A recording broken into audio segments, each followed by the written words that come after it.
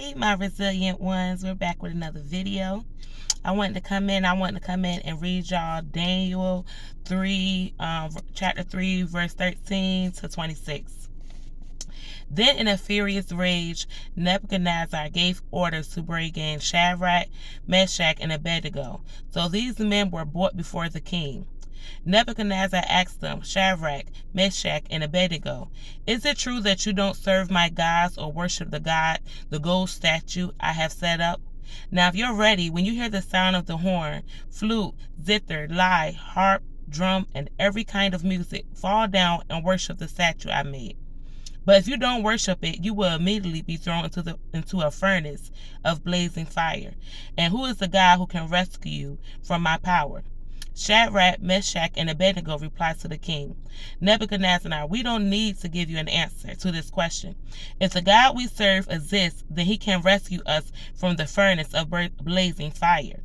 And he can rescue us from the power of you, the king. But even if he does not rescue us, we want you as kings to know that we will not serve your gods or worship the gold statue you set up. Then Nebuchadnezzar was filled with rage, and the expression on his face changed toward Shadrach, Meshach, and Abednego. He gave orders to heat the furnace 7 times more than was customary, and he commanded some of the strongest soldiers in his army to tie up Shadrach, Meshach, and Abednego and throw them into the furnace of blazing fire. So these men in their troubles and their trousers, robes, head coverings, and other clothes were tied up and thrown into the furnace of blazing fire.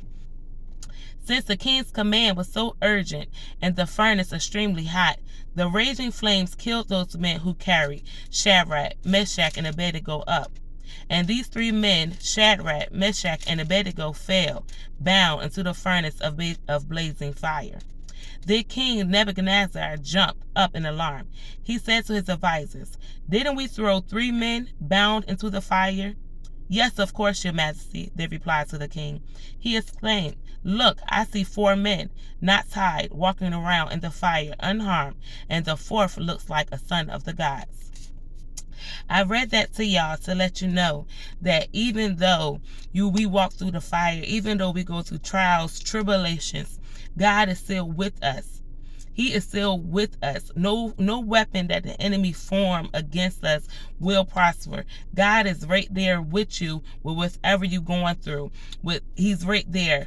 Call into him. Lean into him for understanding, for clarity, for peace. God grants us all that we ask. Start to pray to God and ask God to help you see yourself the way he sees you.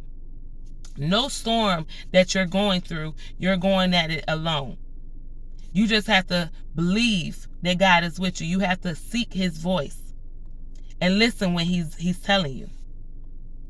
God, when you stand for God, you don't have to worry about falling for anything. When you stand for God, he will put a covering over you, that it does not matter how much your back is up against the wall. He will be there for you. You will come out of the furnace unharmed, not smelling of ashes or flames. Any kind of smoke, you will come out smelling fresh, renewed. Stick with them. Stand 10 toes down. Keep pushing. It's going to work out. Keep pushing. God bless, and y'all stay resilient. Bye-bye.